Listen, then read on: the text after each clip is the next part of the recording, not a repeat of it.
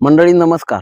इतिहासाच्या पाऊलखुणा जपणं हे आपलं कर्तव्य आहे आणि मान तालुक्यातील ऐतिहासिक वैभव असलेला किल्ले मेहमानगड आपण माझ्या पाठीमागे पाहू शकता. अमोल एकळ असतील किंवा ग्रामस्थांच्या पाठपुराव्यामुळं या किल्ल्याची आता मोजणी सुरू आहे.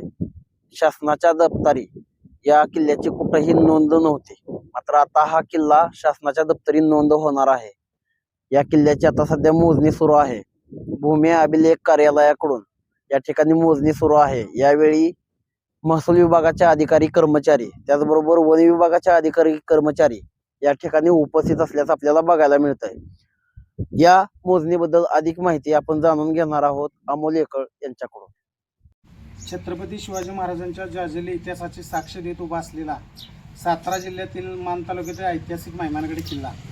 हा किल्ला छत्रपती शिवाजी महाराजांनी अंदाजे 1674च्या दरम्यान बांधला. हा किल्ला स्वराज्यात होता, परंतु महाराष्ट्र शासन किंवा केंद्र शासनामध्ये कुठेही नोंद नव्हता.